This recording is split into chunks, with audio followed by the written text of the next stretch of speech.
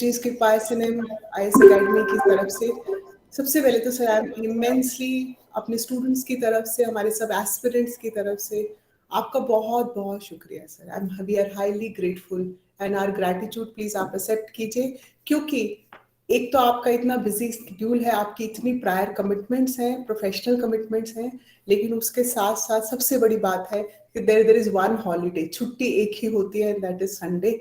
और उसमें भी जो है अपना टाइम निकाल कर और उसकी होमवर्क, उसकी प्रेपरेशन कर कर आप जो स्टूडेंट्स को जो अपना समय देने वाले हैं, we are highly grateful for that, है ना। So all the my dear friends, my participants, all the would be officers, I would say that this day should be celebrated because institute के पॉइंट ऑफ व्यू से ये एक हमारे लिए बहुत ही privilege है सर, सौभाग्य की बात है, ये हमारा अहोभाग्य है कि आप स्वयं जो है जिन्होंने इस जर्नी को देखा है, जिया है, उसमें एक्टिवली पार्टिसिपेट किया है, और आप खुद जो है हमारे सभी बच्चों को इंस्पायर करते हुए, मोटिवेट करते हुए, मेरे को पूरा विश्वास है जो ज्ञान, जो नॉलेज आप उनके साथ आज शेयर करने वाले हैं, है ना, तो उनको भी इससे बहुत इंस्पिरेशन तो मिलेगी, लेकिन जो सीखने को मिलेगा।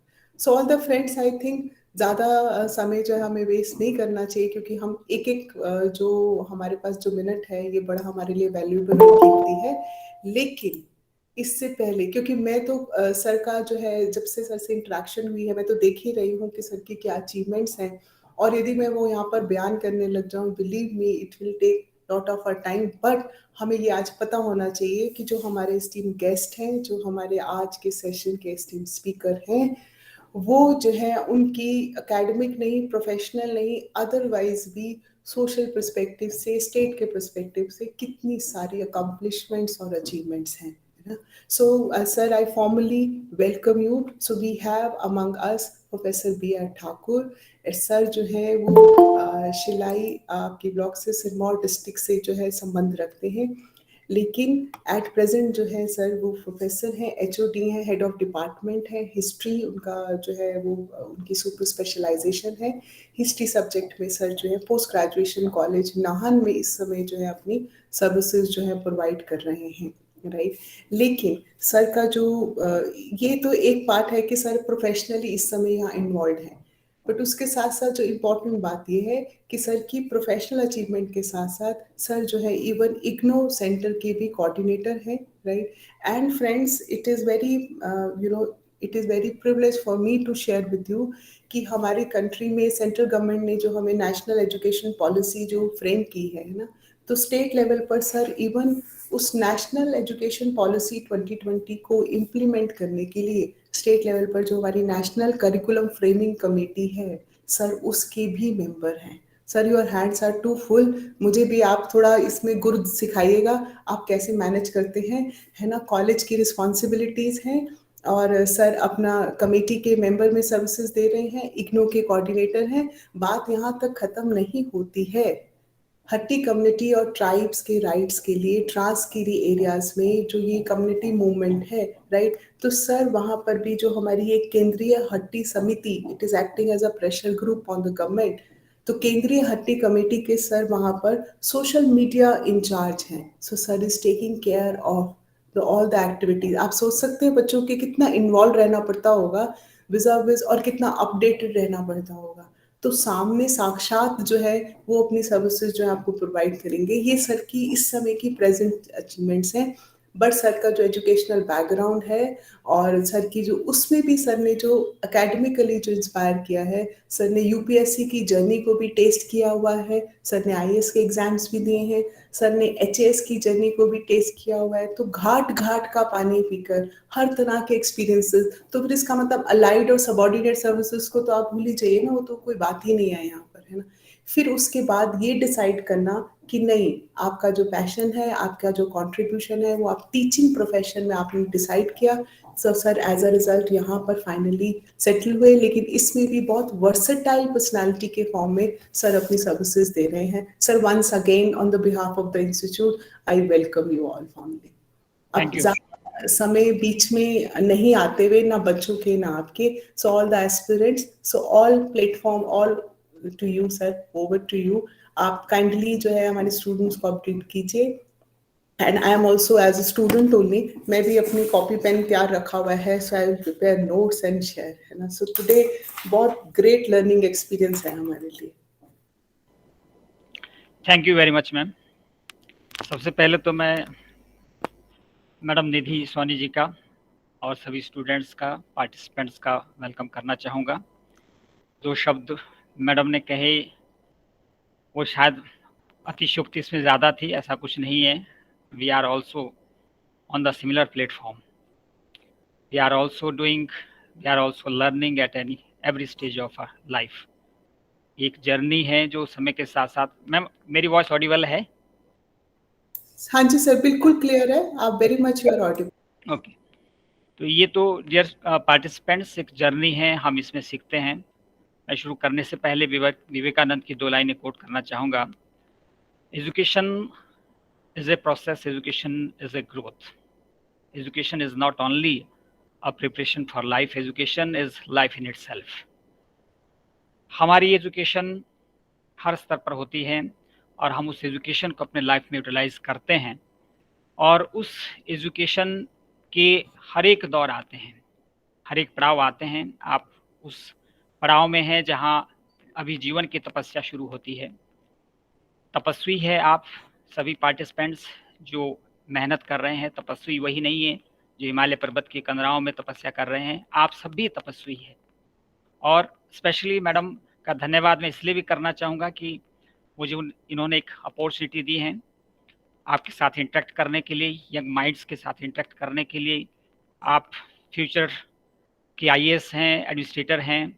आप भी लोगों की भावनाओं को समझें, लोगों के साथ जुड़ें और सही मिशन जो जीवन में है उसको अपनाते रहें. Once again I would like to convey my sincere thanks to all of you, specially जो गुरुजीज कृपा IAS स्टडी ग्रुप हैं उसका भी मैं थैंक्स करना चाहूँगा. Now let us come to the point for which I have joined today. The topic which is provided to me, revival of demand for tribal status to Hati community of Giripar Sirmaur. Dear participants, मैं इसे one way traffic नहीं बनाना चाहता. ये चाहता हूँ कि आप भी उसमें एक्टिवली पार्टिसिपेट करें. पहले मैं थोड़ा सा आपके साथ जो चीज़ें शेयर करना चाहता हूँ, उसके उपरांत इस सेशन को हम ओपन करेंगे और आपकी जो क्वारीज होगी, आपके जो डाउट्स हैं, आपकी जो प्रश्न हैं, उनको हम लेंगे. मैं इसको पार्ट्स में आपके साथ एक्सप्लेन करना चाहूँगा. सबसे पहले हम बात करेंगे उसमें इंट्रोडक्शन की. Then why ST status for Hatti community. Then we will take up development of movement till 2018 and after that RGI objections.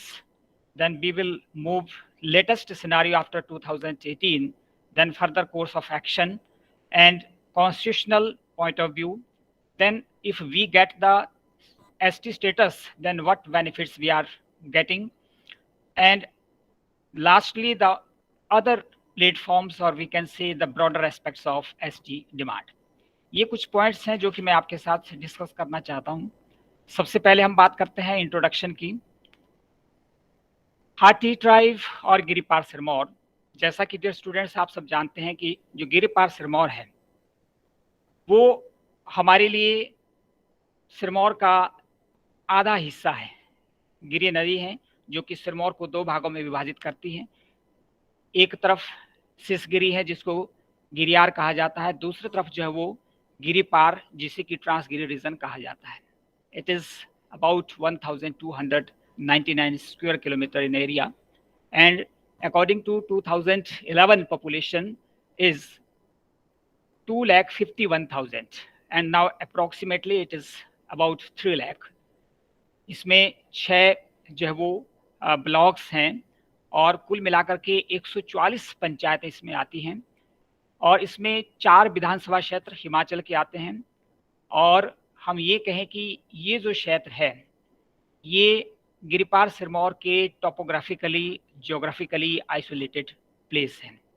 गिरी पार क्षेत्र इसलिए कहा जाता है क्योंकि ये गिरी नदी के बिल्कुल राइट साइड की तरफ स्थित हैं और इसे गिरिपार जो क्षेत्र है वहाँ रहने वाली जो कम्युनिटी है दैट इज कॉल्ड हाटी. अब ये कम्युनिटी हाटी क्या है उसके विषय में संक्षिप्त में यहाँ कहना चाहूँगा। और साथ में मैं ये आपको ये भी जानकारी देना चाहूँगा कि जो भी मैं यहाँ पर कोटेशंस या आप ये कहिए स्टेटमेंट या जो फिगर्स है, जो डाटा है मैं आपको प्रोवाइड कर रहा हूँ, this are not based on hypothetical theories. ये हमारे पास ऑथेंटिक सोर्सेज हैं। मैं आपके रेफरेंस के लिए पहले बता देना चाहता हूँ कि हम 1904 का जो सिरमौर गजेटियर है, ये हमारा एक प्राइमरी सोर्स है। उसके पास हमारे पास 1934 का गजेटियर है, 1931 की रेवेन्यू सेटलमेंट रिपोर्ट है। इसके साथ साथ जो एंथ्रोपोलॉजिकल सर्वे ऑफ इंडिया है, उसके जो हाईएस्ट अथॉरिटी है, जो डायरेक्टर जनरल सुरेश कुमार सिंह, उनकी द पीपल ऑफ इंडिया जो बुक है, वो हमारे पास इसका ऑथेंटिक सोर्स है। डॉक्टर वाई.एस. परमार जो कि फर्स्ट चीफ मिनिस्टर रहे हिमाचल प्रदेश के, उनके द्वारा जो यहाँ पर समय एक बुक लिखी गई थी पॉलिंड्री इन हिमालयाज, ये भी एक ऑथेंटिक सोर्स है। इसके अतिरिक्त हमारे पास कंवर रंजौर सिंह की बुक है जो 1912 में पब्लिश हुई थी, जिसमें कि तारीख रियासत सिरमौर जिसका टाइटल दिया गया है। वेरियस रिपोर्ट्स हैं जो कि मैं आपके साथ डिस्कस करने वाला हूं। और इसके साथ साथ गवर्नमेंट के ऑफिशियल कॉरेस्पॉन्डेंस है जो सेंट्रल गवर्नमेंट और स्टेट गवर्नमेंट के मध्य में हुए थे। और बहुत सारी और भी एथनोग्राफिक सर्वे रिपोर्ट्स हैं जो कि पंजाब यूनिवर्सिटी द्वारा, सेंट्रल यूनिवर्सिटी द्वारा, हिमाचल यूनिवर्सिटी के शोधार्थियों द्वारा जो की गई है, तो इसको भी मैं आपके साथ डिस्कस करने वाला हूँ। तो हाटी कम्युनिटी की मैं बात कर रहा था। हाटी जो टर्म है जिसको लेकर के कि हमारे आरजीआई ने भी एक ऑब्जेक्शन लगाया था, जिसके बारे में बात करूंगा लेटर स्टेज में। हाटी पीपल वो हैं जो कि गिरिपार सिरमौर में रहते हैं। उन्हें हाटी क्यों कहा जाता है? हाटी इसलिए कहा जाता है कि प्राचीन समय में जब संसाधनों का अभाव था और यहाँ के लोग अपनी पैदावार को, अपनी फसलों को अपनी पीठ पर उठा करके नाहन, जगाधरी, शैया, चक्राता आदि स्थानों पर जाते थे और वहाँ से वापसी में जो है वो साल भर के लिए अपने घर की उपयोगी चीज़ों को लाते थे। इन चीज़ों के लाने से जो है, या हम ये कह सकते हैं कि विशेष रूप से जो बेनिफिट हुआ था, उस बेनिफिट के कारण यहाँ के लोग जो उन नगरों में जाते थे, वहाँ बाहर वाले लोग इन्हें हाटी कहते थे। और जो हाटी शब्द है वो हाट से बना हुआ है, यानी यहाँ से जाने वाले जो लोग थे वो हाटी कहलाए। और हाटी शब्द हम ये कह सकते हैं कि कुल मिलाकर के बाहर के लोगों द्वारा इस्तेमाल किया जाने वाला शब्द था। और विशेष करके क्योंकि ये टफेस्ट रीजन था, हार्डेस्ट रीजन था। अगर आज मैं बात करूं, सिरमौर जिले की 25 पंचायतों में से जो कि बैकवर्ड घोषित है, 23 पंचायतें इस ट्रांसगिरी रीजन में पड़ती है, अर्थात ज्योग्राफिकली आइसोलेटेड था। इसलिए यहाँ से साल भर के लिए लोग अपने साथ हाट से जो है वो गुड़ है, सीरा है, शक्कर है, कपड़ा है, ये इन सारी चीज़ों को लाते हैं। और इससे भी बड़ा इंपॉर्टेंट और टिपिकल जो टास्क था, वो अपनी पैदावार जैसे कि सौंठ होता था, अदरक होता था, मिर्चें होती थी, इन सभी चीज़ों को जो है वो अपने पीठ पर के ले जा करके इन हाटों में बेचते थे। इसलिए वो यहाँ के रहने वाले लोगों को हाटी कहा गया। अब हाटी मूवमेंट कैसे शुरू हुआ और उसका क्या बैकग्राउंड रहा? 1965 में, अगर डियर स्टूडेंट्स आप सब एजुकेटेड हैं और प्रिपेयरिंग फॉर आईएएस और एचएएस कॉम्पिटिशंस, आपने एक बीएन लोकूर के विषय में अवश्य पढ़ा होगा। 1965 में एक कमीशन बना था और उस बीएन लोकूर कमीशन ने रिकमेंडेशंस दी थी, जिसमें कि जितने भी एससी एसटीज जो ट्राइब्स है उनको रिवाइवल करने के लिए गवर्नमेंट ने रिकमेंडेशंस मांगी थी। और उस रिकमेंडेशन के आधार पर ही जौसार बाबर जो एरिया है, जो बिल्कुल एडजॉइनिंग एरिया है डिस्ट्रिक्ट सिरमौर का, गिरिपार के साथ लगता हुआ बिल्कुल एरिया है, उनको 1967 में एसटी कमीशन यानी एसटी का जो दर्जा है वो प्रदान किया गया 67 में। अब 67 में अब जौसार बाबर और गिरिपार की क्या आपसे रिलेशन है, ये यहाँ पर इसका उल्लेख करना अत्यंत आवश्यक है, क्योंकि स्टूडेंट्स को ये क्लैरिटी होनी चाहिए, पार्टिसिपेंट्स को। जो जौसार बाबर हैं और ट्रांसगिरी एरिया का जो गिरिपार सिरमौर है, they have cultural affinity, they have religious affinity, they have topographical affinity, and even they have historical affinity also, similar history, because it was also the part of Riyasat Sirmaur till 1833. 1833 में ही जौसार बाबर जो है वो Britishers के अधीन, जो सगोली की संधि हुई थी 1816 में, पहले उसको जो है वो अंग्रेजों के पास लीज के रूप में दिया गया था, लेकिन 1833 में ब्रिटिशर्स ने इसे अपने पास रख लिया। और यहाँ एक सबसे इंपॉर्टेंट चीज जो हुई, जब ये ट्रांसगिरी का जौसार बाबर का एरिया जो है वो ब्रिटिशर्स के अधीन चला गया 1833 में, वहां पर जो कैप्टन ब्रिज थे, एडमिनिस्ट्रेटर थे, उन्होंने एक मिस्टर रोज और रॉबर्टसन को आदेश दिया कि जो लोकल यहाँ के कस्टम्स है जौसार बाबर्स के, उन कस्टम्स को जो है वो कोडिफाई किया जाए। और कोडिफाई करने के पश्चात जो है उन्होंने दस्तूर उल अम्ल और वाजिद उल अर्ज, ये दो महत्वपूर्ण दस्तावेज हैं जो कि जौसार में जो है वो कोडिफाई किए गए थे मिस्टर रोज द्वारा और रॉबर्टसन द्वारा। और इसके आधार पर ही लोकूर कमीशन ने इनको एक ऑथेंटिक डॉक्यूमेंट माना, और इसके आधार पर ही 1967 में जौसार बाबर को जो है वो एसटी का दर्जा मिला। अब क्योंकि सिमिलर एफिनिटी है और साथ में सिमिलर आज भी रोटी और बेटी का रिश्ता दोनों के बीच में कायम है। आज भी मैं उस गिरी रीजन का रहने वाला हूँ, मैं खुद एक हाटी हूँ, और आज भी हमारे उनके साथ जो वो ब्रदरहुड जिसको आप भाईचारा कहते हैं वो रिलेशंस है हमारे उनके साथ। बहुत सारे जो वो कल्चर यूके की 100% कल्चर एफिनिटी उनके साथ है। अब प्रश्न ये है कि अगर जौसार बाबर को मिल गया तो हाटी को भी क्या मिलना चाहिए? ये स्वाभाविक प्रश्न है, क्योंकि हो सकता है ऐसी एफिनिटी और जगह भी हो सकती है। ये प्रश्न स्वाभाविक है। अब यहाँ पर बात आती है बीएन लोकूर के जो 5 पैरामीटर्स हैं, उन 5 पैरामीटर्स में हम जो हाटी ट्राइब्स है यानी गिरिपार सिरमौर जो है वो फुलफिल करता है। इनके जो 5 पैरामीटर्स बीएन लोकूर ने सुझाए थे, सबसे पहला जो इनका था वो था प्रिमिटिव ट्रेड्स, यानी आदिम परंपराएं होनी चाहिए। दूसरा जो पैरामीटर्स था वो था डिस्टिंक्ट कल्चर, विशिष्ट संस्कृति भी होनी चाहिए। तीसरा जो था दैट वाज जियोग्राफिकल आइसोलेशन, और चौथा जो है shyness to contact with the other peoples, और पांचवा जो था वो था सोशियो इकोनॉमिक बैकग्राउंड।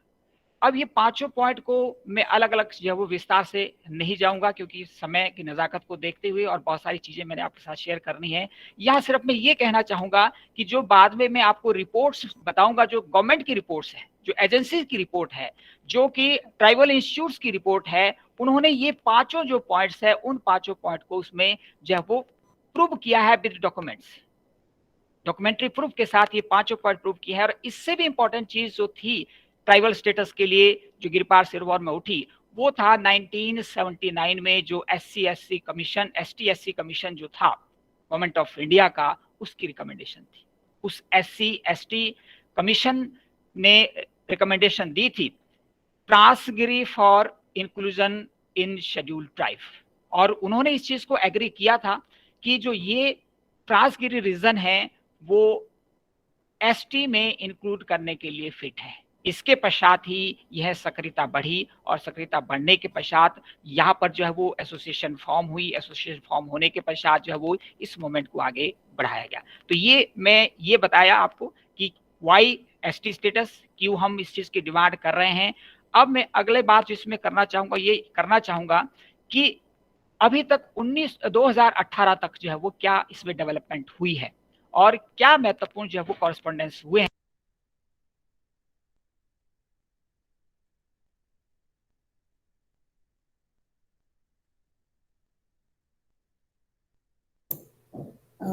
सर आपकी वॉइस ऑडिबल नहीं है अब हमें।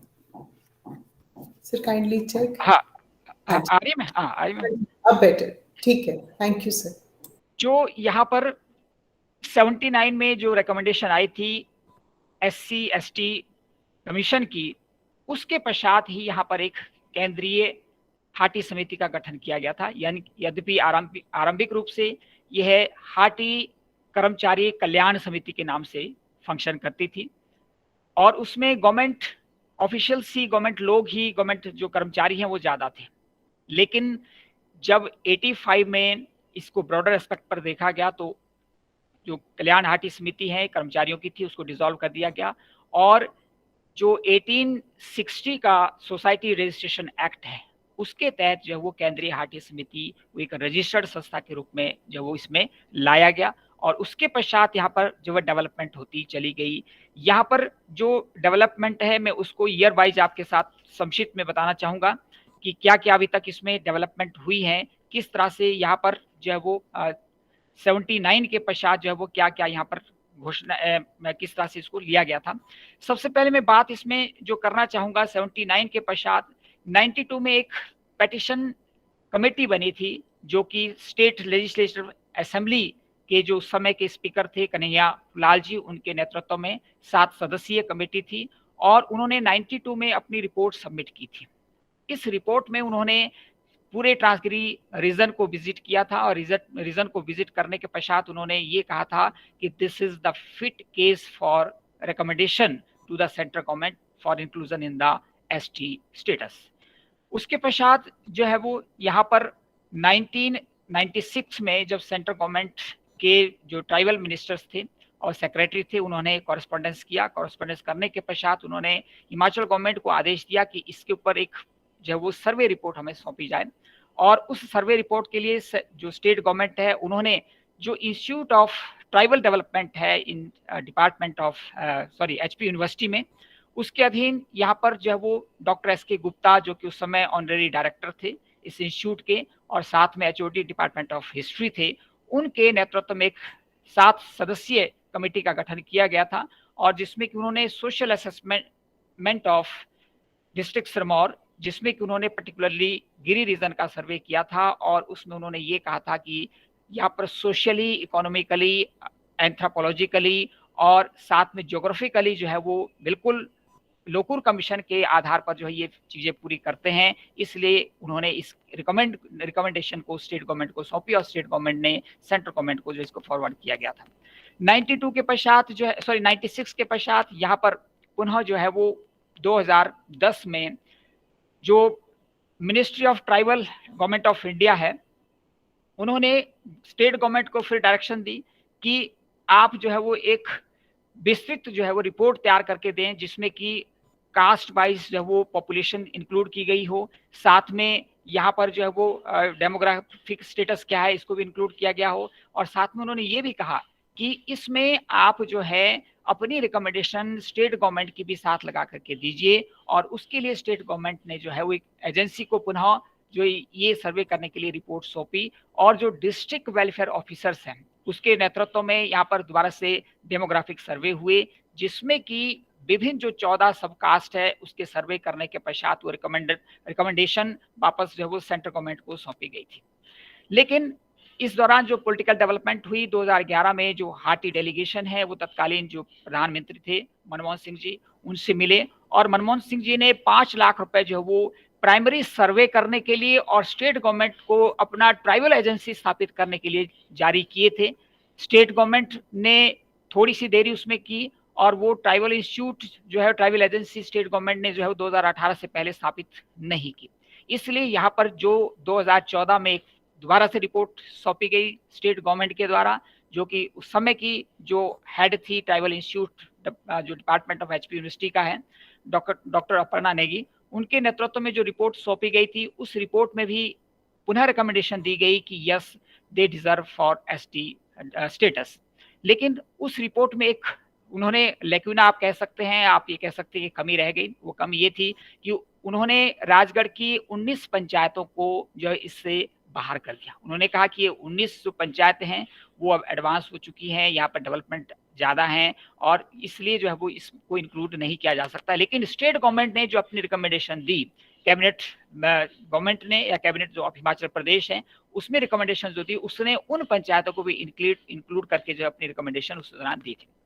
उसी दौरान जो है वो 1914 में जो वर्तमान प्रधानमंत्री हैं डॉक्टर श्री नरेंद्र मोदी जी, उनसे हार्टी डेलीगेशन पुनः मिला और उनके मिलने के पश्चात जो है वो ये उन्हें याद दिलाया गया कि आपके मैनिफेस्टो में ये जो चीज़ें थी और आपने मैनिफेस्टो को जो है वो एक गवर्नमेंट डॉक्यूमेंट मान लिया है, तो इसलिए हमारी जो डिमांड है वो अब और भी स्ट्रांग हो जाती हैं। तो उन्होंने उस समय डायरेक्शन दी ट्राइबल मिनिस्टर के साथ साथ जो है वो आरजीआई को और उनको ये कहा कि इसमें जो भी बेस्ट पॉसिबल सर्वे हो सकता है, बेस्ट पॉसिबल जो अभी इसमें करने को काम उसको शीघ्र पूरा किया जाए। एंड इन 2018 जो ट्राइबल मिनिस्टर है Shri Joel Oram, they visited this area. उन्होंने हरिपुर धार में 2018 में इस चीज की घोषणा की कि ये जो ट्राइबल स्टेटस है शीघ्र ही गिरिपार क्षेत्र को दिया जाएगा।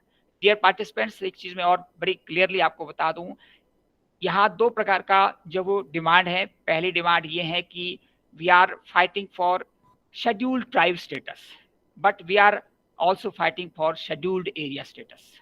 एक शेड्यूल्ड एरिया है, एक शेड्यूल्ड ट्राइब्स है, हम दोनों चीज़ों के लिए इसमें फाइट कर रहे हैं। जो भी रिकमेंडेशन अभी तक गई है उसमें ये दोनों चीज़ों को इसमें इंक्लूड किया गया है। नाउ फर्दर उसके पश्चात जो आरजीआई है, अब मैं थोड़ा सा इसमें आरजीआई के विषय में बताना चाहूँगा। इससे पहले 79 से लेकर के 2018 तक जितनी भी रिपोर्ट्स गई हैं, और उन रिपोर्ट्स का मैं आपको जो है वो यहाँ पर उल्लेख भी कर चुका हूँ, फिर दोबारा से एक बार उल्लेख कर देता हूँ, जिसमें कि मैंने आपको कहा कि एसके गुप्ता की रिपोर्ट इसमें इंपॉर्टेंट थी। उसके पश्चात दो रिपोर्ट जब वो tribal institute of HP university है उसकी गई थी। इसके साथ साथ जो एथनोग्राफिक सर्वे थे एसके गुप्ता के साथ साथ जो डिस्ट्रिक्ट वेलफेयर ऑफिसर की रिपोर्ट थी, डेप्टी कमिश्नर ऑफ सिरमौर की रिपोर्ट्स थी, समय के साथ साथ वो सब जो वो जाती रही। और लेकिन इसके बावजूद भी जो आरजीआई था उसने उस रिपोर्ट को अभी तक कंसिडर नहीं किया था। To be honestly speaking, frankly speaking, till 2018 जितनी भी रिपोर्ट्स यहाँ पर गई ट्राइबल स्टेटस के लिए, जो आरजीआई है रजिस्ट्रार जनरल ऑफ इंडिया जो कि होम मिनिस्टर के अंतर्गत आता है, उसने इस चीज को लेकर के ऑब्जेक्शन लगाए। जो फाइनली 2014 की जो रिपोर्ट थी और 2018 तक जो है वो उसको स्टडी करता गए हैं, और 18 में जो आरजीआई है उन्होंने एक दौरा भी प्रस्तावित किया था, लेकिन इन द मेन टाइम जो है वो सेंट्रल गवर्नमेंट का क्या रुझान रहा या क्यों नहीं हुआ, वो एक पॉलिटिकल इश्यूज है, उसके ऊपर मैं बात नहीं करना चाहूंगा। ठीक है, वो दौरा नहीं हो पाया और आरजीआई ने जो रिपोर्ट यहाँ से गई थी उसके ऊपर जो है ऑब्जेक्शन लगाए, और वो 4 ऑब्जेक्शन थे जो कि मैं आपके समक्ष बताना चाहता हूँ। वो ऑब्जेक्शन क्या थे? पहला ऑब्जेक्शन ये था कि the term Hati is a blanket term, generic term है। हाटी जो है वो ब्लैंकेट टर्म है, अर्थात ये कोई पर्टिकुलर एथनिक ग्रुप नहीं है हाटी। ठीक है, इट इंक्लूड्स 14 सबकास्ट, 14 इसके अंदर सबकास्ट आती हैं, इसलिए इसको कंसीडर नहीं किया जा सकता है। सेकंड जो ऑब्जेक्शन था, उन्होंने ये कहा कि it is a heterogeneous group of communities. Heterogeneous group है, ये जो है एक पर्टिकुलर एथनिक ग्रुप नहीं है, इसमें अलग अलग कम्युनिटीज जुड़ी हुई हैं, इसलिए भी इसको कंसीडर नहीं किया जा सकता है। तीसरा जो ऑब्जेक्शन था वो था कि it is on the basis of territorial name. Giripar जो है टेरिटोरियल नेम है, वो जेनरिक जो वो एक नेम नहीं है, इसलिए भी इसको इंक्लूड नहीं किया जा सकता है। और जो चौथा ऑब्जेक्शन था वो ये था कि RGI does not have any published ethnographic information about Hati. Hati के विषय में जो रजिस्ट्रार जनरल ऑफ इंडिया है उसके पास किसी भी प्रकार की जो पब्लिश्ड एथनोग्राफिक इंफॉर्मेशन है वो अवेलेबल नहीं है, and it was rejected on this basis. And finally अभी तक सेंट्रल गवर्नमेंट का कोई भी रिपोर्ट वो हमारे पास नहीं पहुंची थी, लेकिन हमें जो सूत्रों से जानकारी मिल रही थी उसके आधार पर हमने जो है वो राइट टू इंफॉर्मेशन एक्ट के तहत जो है वो उन इंफॉर्मेशन को सॉर्ट किया, आरजीआई के कमेंट्स को सॉर्ट किया, और सॉर्ट करने के पश्चात जो है वो हमने इस केस को रिवाइव करने के लिए जो है वो अपील डाली, और अपील डालने के पश्चात जो प्राइम मिनिस्टर ऑफिस को भी हमने लिखा, और उसके पश्चात ट्राइबल मिनिस्ट्री को भी लिखा, और ट्राइबल मिनिस्ट्री और प्राइम मिनिस्टर के इंटरवेंशन के बाद जो है वो पुनः इस केस को रिवाइव करने की अनुमति मिली कि यस आरजीआई इस केस को दोबारा से जो सर्वे करवाएं, इसको सर्वे करने के पश्चात जो है इसको आगे बढ़ाएं। नाउ 2018 के पश्चात इसमें क्या डेवलपमेंट हुई, अब मैं वो जो कि एक्चुअल स्टेटस आज के संदर्भ में है और आज क्यों जो है वो आंदोलन तीव्र गति से आगे बढ़ रहा है। अब 2018 में जो स्टेट गवर्नमेंट थी, स्टेट गवर्नमेंट ने अपनी ट्राइबल रिसर्च इंस्टीट्यूट को स्थापित किया 2018 में। इट मींस जो सेंट्रल गवर्नमेंट 1979 से मांग रहा था, 1979 से आई शैल रिपीटेड मांग रहा था, वो चीजें वो एक स्पेशलाइज्ड एजेंसी के तहत वो स्टेट गवर्नमेंट देने में नाकाम रहा, और वो 2018 में ही उसका गठन किया गया tribal research institute of Himachal Pradesh under the department of tribal development. अब इसका गठन किया गया, सेंट्रल गवर्नमेंट ने लेटर लिखा स्टेट गवर्नमेंट को, और स्टेट गवर्नमेंट ने ये जो है काम सौंपा गया इस ट्राइबल इंस्टीट्यूट रिसर्च इंस्टीट्यूट को, और उसने अपनी रिपोर्ट 2000 सितंबर 2021 में प्रस्तुत की और सेंट्रल गवर्नमेंट को सौंपी, जिसकी कॉपी मेरे पास अवेलेबल है। मैं आपको ये बता देता हूँ कि ये जो दोनों रिपोर्ट्स हैं, these are basically very very important reports.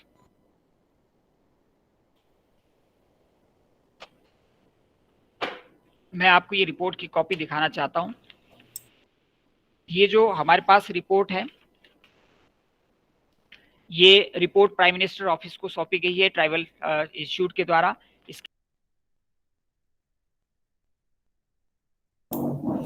Sir आपकी वॉइस ऑडिबल नहीं है।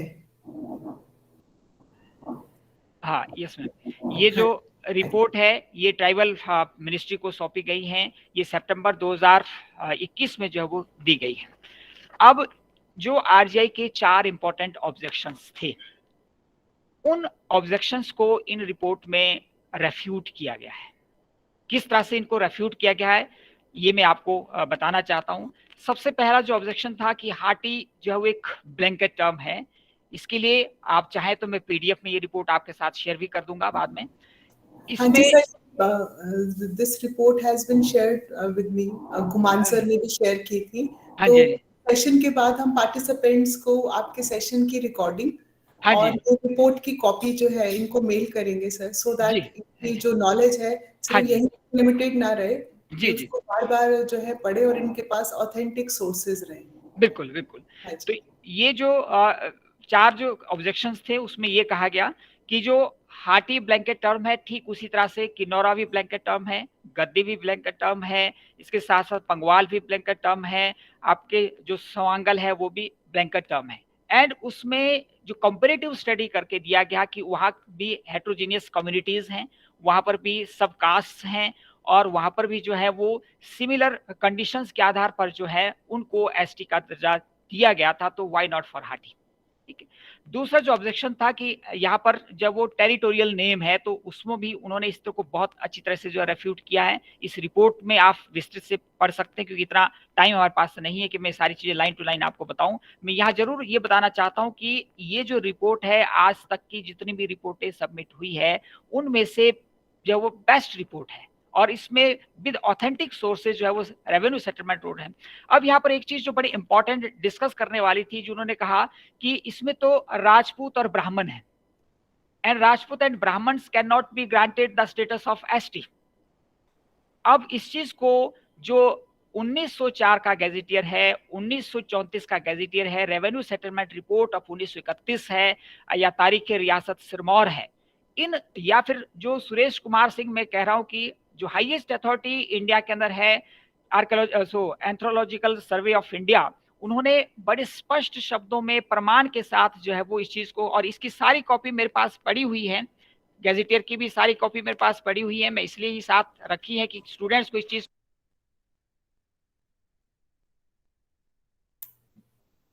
सर हम आपको सुन नहीं पा रहे हैं। 1904 का जो गैजेटियर है, ये गैजेटियर भी जो है वो क्या बोलते हैं हमारे पास पड़ा हुआ है। सारे गैजेटियर जितने भी मैं यहाँ कोट कर रहा हूँ सुरेश कुमार सिंह, ये सारी बुक्स मेरे पास पड़ी हुई है। 1934 का गैजेटियर भी मेरे पास है, मैं आपको ये दिखा देता हूँ। ये गैजेटियर्स हमारे पास सब कुछ डॉक्यूमेंट्स इसमें पड़े हुए हैं, जो कि इसके आधार पर जो है वो रिपोर्ट तैयार की गई थी, और उसमें ये सारी चीजें कहा गया कि किन्नौर में भी सब कास्ट है, वहां पे राजपूत भी हैं, ब्राह्मण भी हैं। यहाँ पर जो मेन चीज हुई वो ये हुई कि जो राजपूत और ब्राह्मण शब्द है उसको लेकर के मिस इंटरप्रिटेशन हुआ। वो मिस इंटरप्रिटेशन क्या था? वो ये था कि 1955 में जो revenue secretary of Himachal Pradesh थे, उन्होंने अपनी स्वेच्छा से जो ट्रांसगिरी रीजन की ओरिजिनल कास्ट थी उनको 2 भागों में विभाजित किया। जो अपर कास्ट थी उसमें राजपूत और ब्राह्मण उन्होंने इंक्लूड किया, और जो एथनिक ग्रुप थे जिसे पर्टिकुलर टर्म 1904 के 1934 के रेवेन्यू सेटलमेंट रिपोर्ट 1931 में तारीख रियासत सिरमौर, दैट इज खशकनैत, भाट और Khashkanait. Khashkanait word is used for Rajput, जिसे कि रेवेन्यू में राजपूत 1955 के बाद रिकॉर्ड किया गया, और ब्राह्मण शब्द जो है वो भाट के लिए यूज किया गया 1955 के पश्चात। लेकिन जो ऑथेंटिक सोर्स है जो कि स्टेट एजेंसी ने आरजीआई को दिए हैं कि 1904 की आप रिपोर्ट देखिए, सिरमौर गजेटियर देखिए, जो आर्कियोलॉजिकल सर्वे ऑफ इंडिया है जिसके पास ओरिजिनल कॉपी जो है 1904 के गजेटियर की पड़ी है, उसके अंदर जो है वो इसे खश कनैत के नाम से पुकारा गया है। और हाईकोर्ट का एक वर्डिक्ट है 2001 में, जो कि मैं आपको बता देता हूं। ये केस नंबर जो है वो 2000 में फाइल हुआ था, और उसमें जो वो हाईकोर्ट ने ये वर्डिक्ट दी थी कि किसी भी कम्युनिटी को जो ओरिजिनल कैरेक्टरिस्टिक्स है, जो ओरिजिनल इसकी क्या कहते हैं विशेषताएं हैं, उसको चेंज नहीं किया जा सकता है।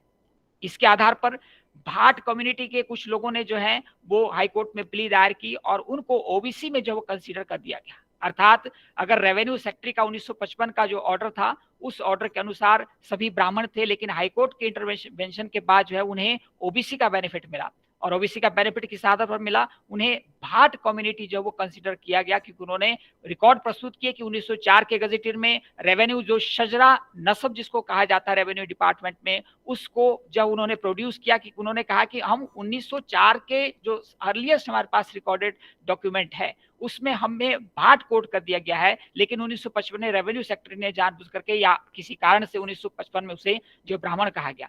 इसलिए जो सबसे बड़ा मिस इंटरप्रिटेशन है जिसके आधार पर आरजीआई ने ऑब्जेक्शन लगाए थे, इसको इस रिपोर्ट में पूरी तरह से खंडित कर दिया गया है।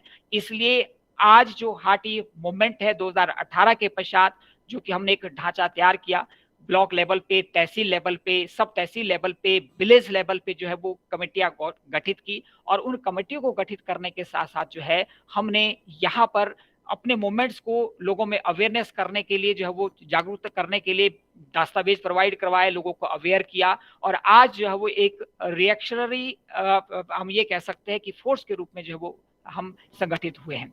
तो ये 2018 से लेकर के हमारे पास जो टिल डेट है वो डेवलपमेंट है। आज हमारा केस आरजीआई के टेबल पे है और आरजीआई उसको स्टडी कर रहा है, इसलिए अब आरजीआई के पास ऑब्जेक्शन लगाने के लिए कोई विशेष वजह नहीं है। और पॉलिटिकल बिल अगर नजर आएगी और पॉलिटिकल बिल अगर है तो इसको करने में किसी प्रकार की हिचक रिपोर्ट के अनुसार नहीं रहती है। Documentary we are solid on the solid footing. तो इसलिए ये जो सारी चीजें जो डेवलपमेंट हो रही हैं ये अभी आपके समक्ष मैंने रखी है। नाउ जो इससे अलावा भी मैं ये चाहूंगा कि हम सिर्फ जो अगर ये स्टेटस हमें मिल जाता है तो what kind of benefit we are getting right now. यहाँ पर अगर ब्रॉडर सेंस में मैं देखे तो इससे पहले जो 79 के पश्चात जो रिसर्च हुई है उसमें मैंने आपको कहा मैं लिस्ट इंक्लूड अभी इलस्ट्रेट नहीं कहना चाहता हूँ टाइम कंज्यूम करने के लिए। पंजाब यूनिवर्सिटी के जो रिसर्च स्कॉलर्स थे जिसमें कि एक नाम मैं कोट करना चाहूंगा, डॉक्टर अरुण भारद्वाज, जिन्होंने एथनोग्राफिक सर्वे किया है हाटी कम्युनिटी के ऊपर, जो कि पीएचडी पब्लिश्ड रिसर्च है, थीसिस हैं, वो लेटेस्ट डेवलपमेंट है। उसके पश्चात सेंट्रल यूनिवर्सिटी, एचपी यूनिवर्सिटी के बहुत सारे शोधार्थियों ने इसको किया।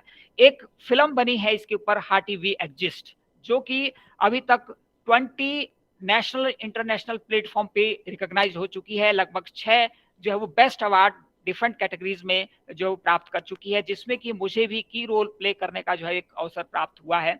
तो ये हमारी एक कल्चरल एस्पेक्ट्स भी है, हम एक आइडेंटिटी भी प्राप्त करना चाहते हैं। एक चीज और कहना चाहता हूं कि ग्लोबली और नेशनली इंटरनेशनली लेवल पर हमारी आइडेंटिटी तभी होगी when we get the schedule status of scheduled tribe, recognise होगा हमारा कल्चर।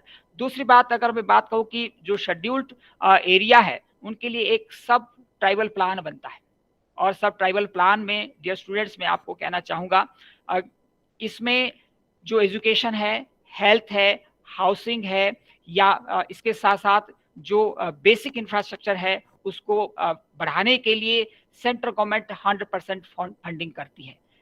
सबसे पहले ये कंसेप्ट जो है वो 5th 5 ईयर प्लान में शुरू किया गया था, और 9th 5 ईयर प्लान में 23 स्टेट्स एंड यूटीज को इसमें इंक्लूड किया गया था। और इसमें सीधा जो फंड है डायरेक्ट वो ब्लॉक और तहसील लेवल तक जाता है सेंट्रल गवर्नमेंट से, जहां जिस ब्लॉक में 50% पॉपुलेशन एसटी की होती है।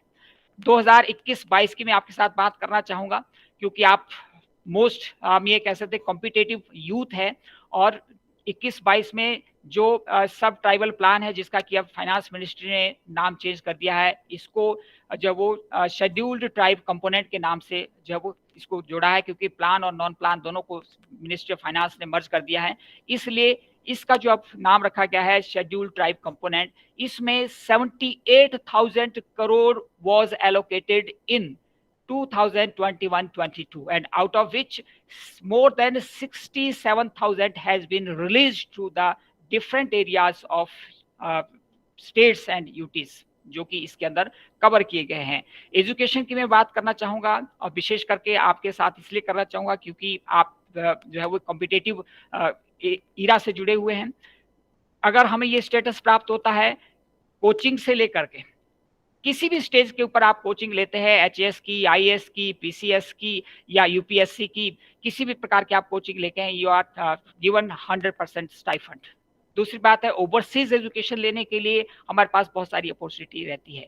इतना ही नहीं, हमारे जो स्कॉलरशिप्स है, चाहे पोस्ट मैट्रिक है या +2 के पश्चात है, ग्रेजुएशन लेवल के पश्चात है, रिसर्च लेवल के पश्चात है, राजीव गांधी जो फेलोशिप प्रोग्राम है वो भी इसके तहत आता है, यूजीसी की बहुत सारी स्कॉलरशिप्स आती हैं। इवन कि जो टॉप एजुकेशन इंस्टीट्यूशन है 125 हमारे देश के, उन एजुकेशन इंस्टीट्यूशन में भी जो है वो इस स्टेटस के स्टूडेंट्स को जो बहुत बेनिफिट्स होता है, डायरेक्ट एडमिशन उसमें हो जाती हैं। तो कहने का मतलब है जॉब की रिजर्वेशन तो है ही है, उस जॉब के रिजर्वेशन के साथ साथ जो बहुत सारे बेनिफिट्स हैं जो कि हम इस स्टेटस को प्राप्त करने के पश्चात ले सकते हैं।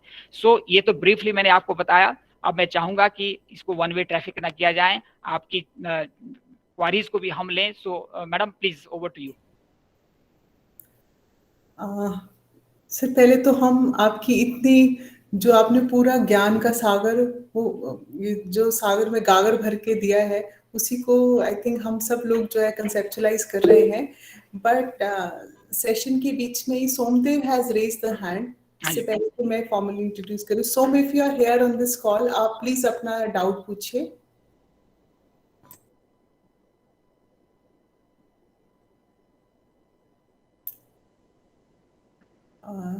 सोमदेव, यदि आपको आवाज हमारी सुन पा रही है तो आपका जो कोई क्वेश्चन या डाउट है सेशन से related, you are most welcome to ask that.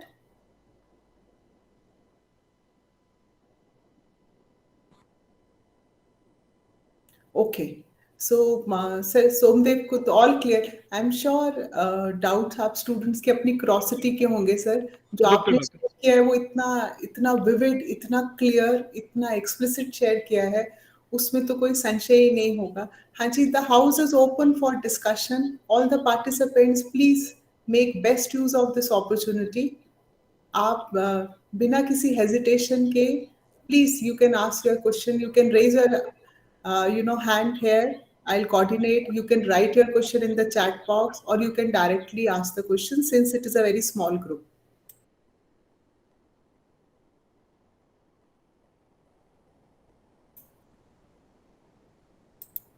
And if no doubt, no question, you can share your experience, you can share your feedback. Amit has raised the hand. हाँ जी अमित बताइए। Sir I want to ask कि जो objections RGI में था sir, इसमें एक part था एथनोग्राफिक पब्लिकेशन। सर ये किस चीज से रिलेटेड है सर, मतलब इसमें क्या इंक्लूडेड होता है? हाँ यस डियर अमित, मैं आपको बता दूं कि जब आरजीआई ने ये एथनोग्राफिक जो पब्लिकेशंस है, आरजीआई ने ये कहा कि आपके जो ट्राइब हैं, जिसको आप ट्राइब कह रहे हैं, उसके विषय में हमारे पास किसी प्रकार का रिलेवेंट सोर्स नहीं है, और उन्होंने कहा कि हमारे पास जो है वो कोई ऑथेंटिक ऐसा प्रूफ नहीं है। लेकिन जब वो चाह रहे थे कि भी आपके पास कोई ऐसा ऑथेंटिक सोर्स है जो कि खश कनैत के विषय में, भाट के विषय में या अदर जो कास्ट है उनके विषय में जो है वो हमारे पास ऑथेंटिक प्रूफ मिल सके, उसको लेकर के जो स्टेट एजेंसी है, ट्राइबल एजेंसी है, मैं उनकी बात कर रहा हूँ, मैं अपनी बात नहीं कर रहा हूँ। उन्होंने जो उसको रेफ्यूट किया, उन्होंने जो उसको सपोर्ट किया, उन्होंने कहा कि 1904 का जो सिरमौर गजेटियर है, Sirmaur gazetteer it is a government document, उसमें जो है पेज नंबर 34, मैं आपको कोट कर रहा हूँ, पेज नंबर 34, उसमें ये क्लियरली मेंशन किया गया है only Khash Kanait resides in the Transgiri region of district Sirmaur. 1931 की जो रेवेन्यू सेटलमेंट रिपोर्ट है, जो डिपार्टमेंट ऑफ रेवेन्यू की है, गवर्नमेंट रिपोर्ट है, शजरा नस्ब उसको कहते हैं, उसमें क्लियरली जो पेडिग्रीज दिखाई गई है, वंशावली दिखाई गई है, उस वंशावली में खश, कनैत, भाट का उल्लेख किया गया है। 1934 का जो गवर्नमेंट गजेटियर है, 1934 का सिरमौर गजेटियर है, उसमें भी क्लियरली पेज नंबर 64 में आपके साथ शेयर कर रहा हूं, उसमें भी क्लियरली इस चीज को मेंशन किया गया है, उल्लेख किया गया है। इसके साथ साथ जो एथनोलॉजिकल सर्वे ऑफ इंडिया है, एथनोलॉजिकल सर्वे ऑफ इंडिया है, उसमें जो सुरेश कुमार सिंह जो हाईएस्ट अथॉरिटी जो है वो डायरेक्टर जनरल ऑफ एथनोग्राफी है, उनका जो बुक आती है, उनकी जो रिपोर्ट्स आती है, और उस रिपोर्ट नंबर 24 में ये कहा गया है हिमाचल के विषय में, जो ट्रांसगिरी रीजन है, कि वहां पर खश कनैत रहते हैं, जो डिस्टिंक्ट फीचर्स रहते हैं सिसगिरी के राजपूतों से। तो ये ऐसे डॉक्यूमेंट थे जो कि आरजीआई ये मांग रहा था कि भी आपके पास क्या पब्लिकेशन इंफॉर्मेशन है जो कि जिसको आप सपोर्ट करते हैं। Amit, are you satisfied? Yes, sir. Yes, sir. Thank you. और sir, और last one question. It was presently in news कि High Court has rejected the related that ST को उनको देना है, प्रोवाइड करना है। तो सर उसके क्या बेसिक रीजंस रहे थे कि उन्होंने हाई कोर्ट ने इसे रिजेक्ट किया है सर? नहीं डियर अमित, मैं आपको बताना चाहता हूं कि this is not true, it is 100% baseless. ना तो कोई हाई कोर्ट में किसी प्रकार की प्ली हमारे केस से रिलेटेड है, और ना ही इसको फाइल किया गया है कि भी इसको रिजेक्ट किया जाए।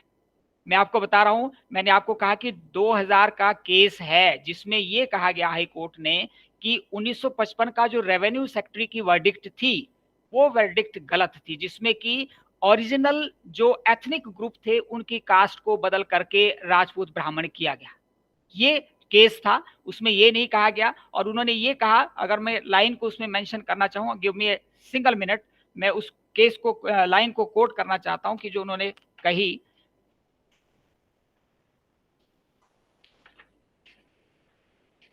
हाँ, उन्होंने कहा कि subsequent appendages to the main caste cannot alter the main characteristics of the original caste। उन्होंने ये कहा कि ओरिजिनल जो कास्ट है उसको बाद में सब्सिक्वेंटली चेंज नहीं किया जा सकता है। जब खश, कनैद, भाट जो है वो 1955 से पहले रिकॉर्ड में है, तो 1955 में उसको बदलने का कोई आधार नहीं है। ये जो न्यूज आपको मिली, अमित प्लीज मुझे भी शेयर करें कि किस में ये कहा गया कि केस को रिजेक्ट किया गया है। अभी तक केस जो है वो आरजीआई के टेबल पे है, हाई कोर्ट में लेकर के इसको लेकर के कोई भी प्ली अभी तक नहीं है। Sir sure, thank you so much. Okay, अच्छा जी sir, I will read out the question. Shubham और Somdev has raise their hand. So Somdev, मैं आपका सवाल पढ़ती हूँ उसमें कि sir, Somdev is asking that are you confident that after getting this tribal status to Hattis will definitely lead to overall social and economic development of Hattis, right? And yes, he's asking that how significant a population of tribals, even after getting tribal status, Somdev का sir concern है कि वो population अभी भी under developed है।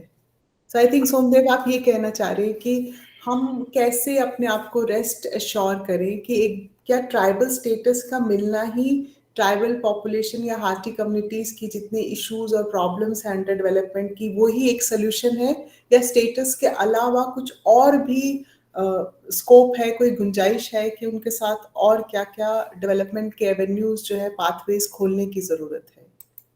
Yes, Somdev जी बिल्कुल सही आपने कहा।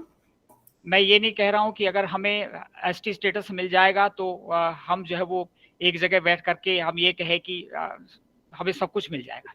It is not right that. ठीक है, अगर ये स्टेटस मिलता है तो मैं ये बात जरूर कहना चाहूँगा कि सोने पे सुहागा वाली बात होगी। अर्थात जो एसटी स्टेटस जिनको मिला है, या अगर हमें हाटी को मिलता है, तो जो हमारी हार्डशिप्स हैं, जो स्ट्रगल्स हैं, जो वीमेन कर रही हैं, जो स्टूडेंट्स कर रहे हैं, जो कंपिटिटर्स कर रहे हैं, जो हमारी इकोनॉमिक सोशल बैकवर्डनेस है, उसको काफ़ी हद तक ईज करने में सफलता मिलेगी, उसे काफ़ी हद तक रिलैक्स करने में सफलता मिलेगी। लेकिन मैं ये नहीं कह रहा हूँ कि अगर आज हम बात करें कि किन्नौर की बात करें, ठीक है। किन्नौर में ऐसा नहीं है कि आज आप सेक्रेटेरिएट में जाते हैं या हिमाचल की एडमिनिस्ट्रेटिव पोस्ट की बात करते हैं तो मैक्सिमम की पोस्ट पर एडमिनिस्ट्रेटर आज किन्नौर का बैठा हुआ है, ठीक है। आप जौसार बाबर की बात करें तो आगे देहरादून जाएं, ठीक है, या उत्तराखंड में जाएं या और सेंट्रल लेवल की जॉब्स में आप देखें वो की पोस्ट पर आज बैठे हुए हैं, वो उसका फायदा डेफिनेटली उनको मिला है। एजुकेशन की अपॉर्चुनिटी मिली है, डायरेक्ट फंड जो है वो ब्लॉक लेवल तक आता है। लेकिन मैं ये जरूर आपकी बात से एग्री करता हूँ कि एसटी स्टेटस मिलने का मतलब ये नहीं है कि सब कुछ ही बिना किए मिल जाएगा। You will have to fight there also, आपको वहां भी लड़ना है और वहां भी मेहनत करनी है, वहां भी आगे बढ़ना पड़ेगा, काम फिर भी आपको ग्राउंड लेवल पर करना ही पड़ेगा।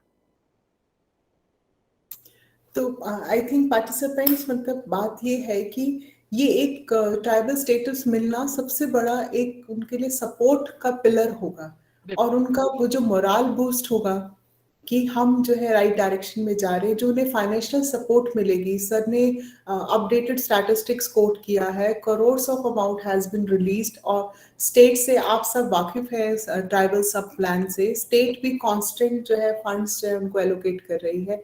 सो वो प्रोसेस एटलीस्ट इनिशिएट हो जाएगा। लेकिन yes, it will not be pinnacle of all the solutions. It will not be like that कि बस यही अब काफी है। तो वो it will be just a process. It will not be कि उनको उनकी destination मिल गई है। Somdev, I hope we satisfy your query. Shubham has, all right. Shubham has raised your hand. Participants, can I please request you to switch on your cameras and then you ask your question, if feasible for all of you. Thank you. Shubham, आप please अपना question पूछिए।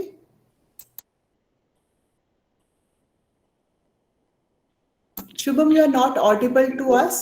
Please unmute yourself. You are not audible.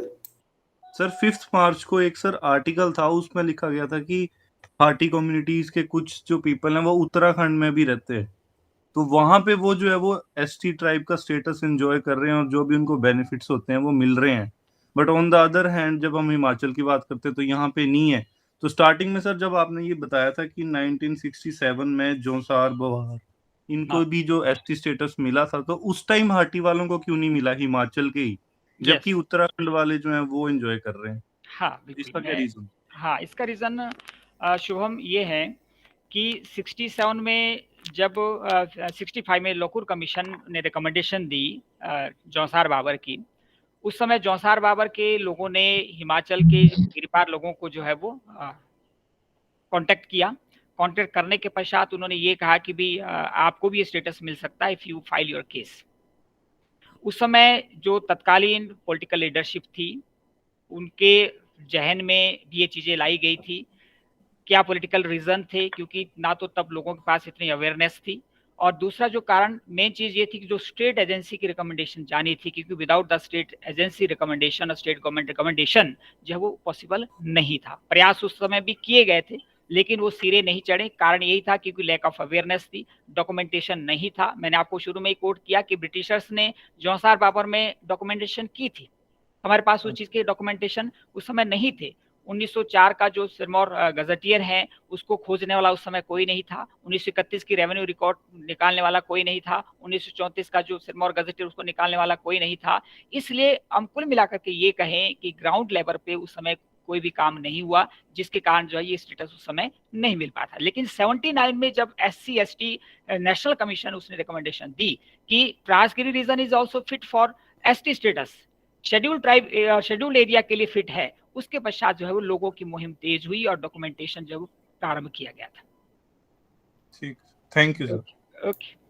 The participant, इससे ये पता चलता है कि government या आप एडमिनिस्ट्रेशन की मशीनरी होके आप पॉलिसीज बनाएं, डिसीजंस लें, लेकिन ग्रास रूट पे जिस टारगेट ग्रुप के लिए बन रही है, यदि वो अवेयर नहीं है और यदि उसमें उनकी एक्टिव पार्टिसिपेशन नहीं है ना, तो डेवलपमेंट जो है वो उसके बेनिफिट्स उन तक पहुंच ही नहीं पाएंगे, despite the fact administration machinery top level पर उनके लिए जितने मर्जी इंपॉर्टेंट सिग्निफिकेंट डिसीजंस ले लें।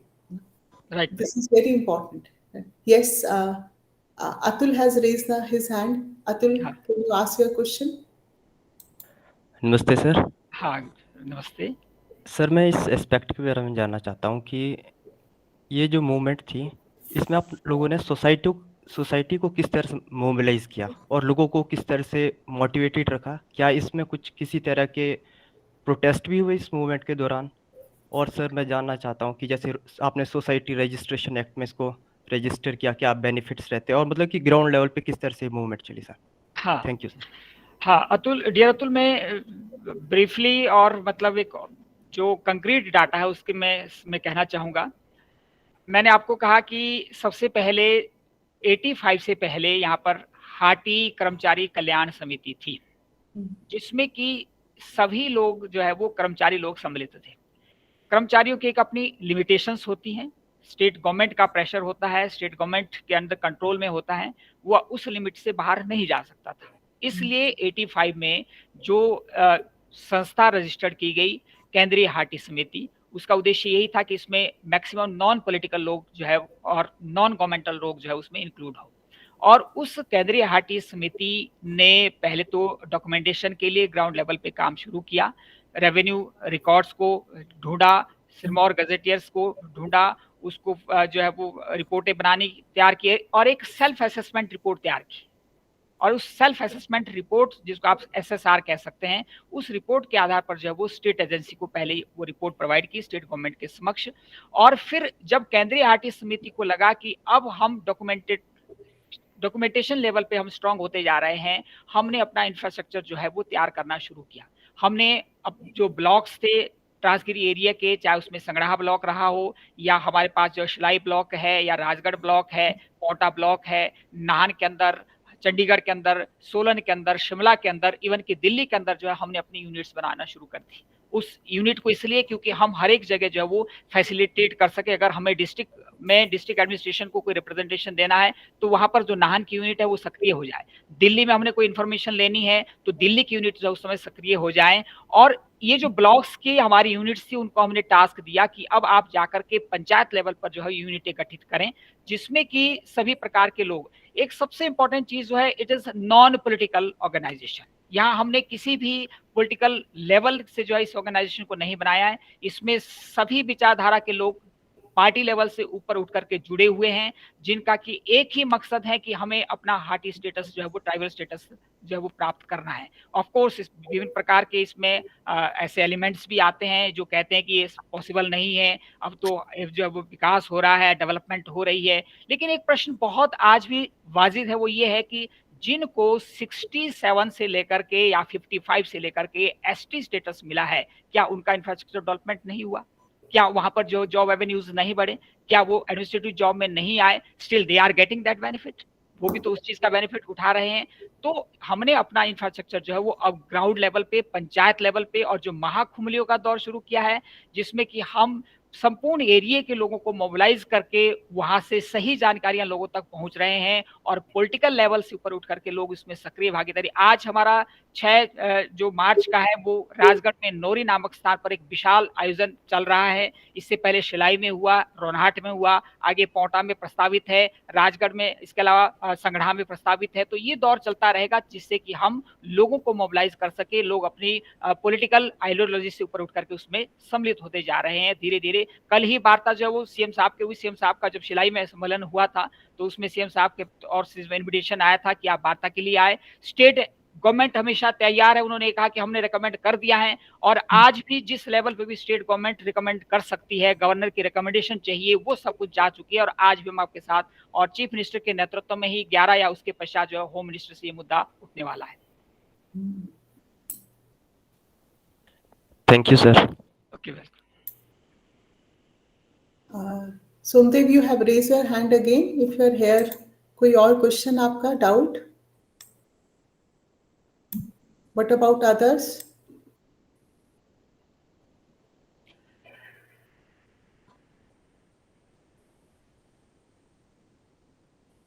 Kindly feel free everyone please, अगर आप कोई भी इंटरेक्ट करना चाहते हैं, किसी प्रकार का डाउट है, कोई आपको क्वेरीज है, कोई एडिशनल इंफॉर्मेशन आपको लगती है, आपको लगता है कोई क्लैरिटी नहीं है किसी कंसेप्ट में, आप भी फील फ्री, एक घर के माहौल की तरह आप बिल्कुल पूछ सकते हैं, ऐसा कोई फॉर्मल मत रहिए।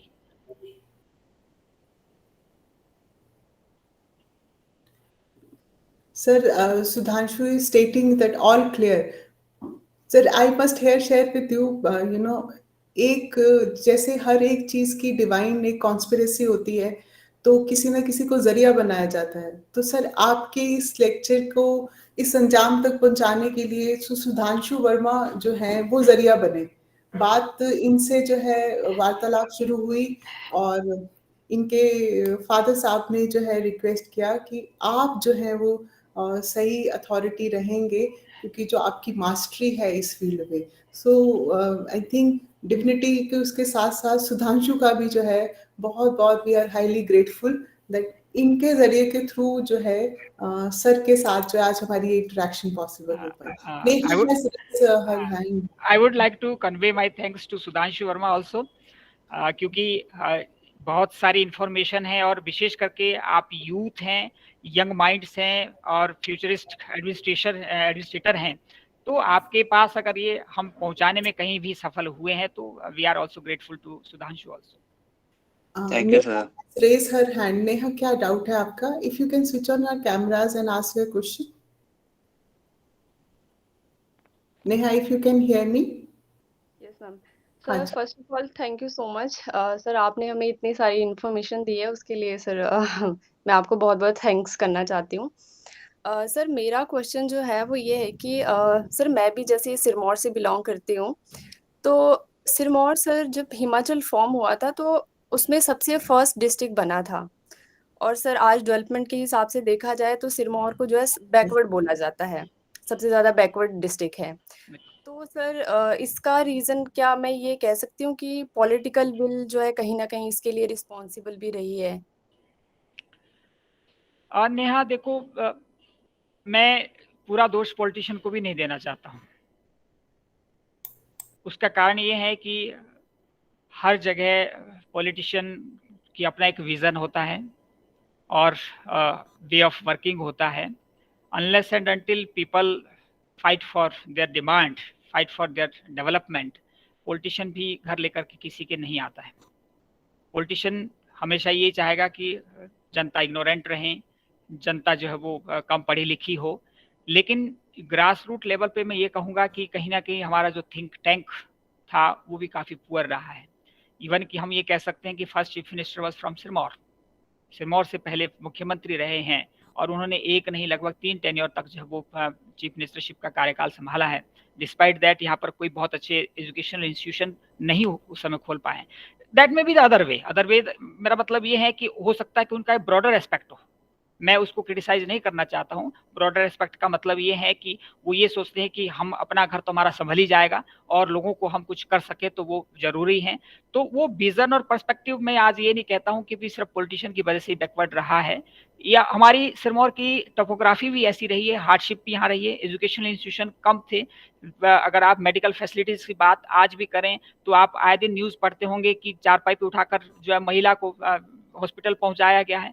हमारी टोपोग्राफी ऐसी है, तो इसीलिए तो हम ये कह रहे हैं कि आज हम फिट क्यों हैं इस ट्राइबल स्टेटस के लिए। इसलिए फिट है कि अभी भी डेवलपमेंट के हिसाब से जो लोग कहते हैं कि अब तो आप डेवलप हो गए हैं, डेवलपमेंट उन लोगों ने देखी नहीं है सही मायने में कि डेवलपमेंट क्या है, मेडिकल फैसिलिटीज़ क्या होती है, एजुकेशनल स्टैंडर्ड क्या होता है। यहाँ पे अभी भी आपको ऐसे स्कूल मिल जाएंगे जहाँ पोस्टें खाली पड़ी हुई है, ऐसे हॉस्पिटल्स मिल जाएंगे जहाँ जब वो अभी भी 10-12 पोस्टें खाली पड़ी है, कोई किसी प्रकार का स्पेशलाइजेशन नहीं है। तो कहने का मतलब ये है कि उसके लिए मैं केवल ये नहीं कहूँगा कि हमारे पॉलिटिशियन ही दोषी थे, हम लोग भी उसके लिए इक्वली दोषी थे। हमारे जो फोर फादर है वो भी दोषी थे कि उन्होंने समय पर जो है इस चीज़ को रेज नहीं किया, पॉलिटिशियन की डेवलपमेंट के लिए वो फाइट नहीं किए, वो सिर्फ एक राजनीतिक रूप से इस्तेमाल करते रहे।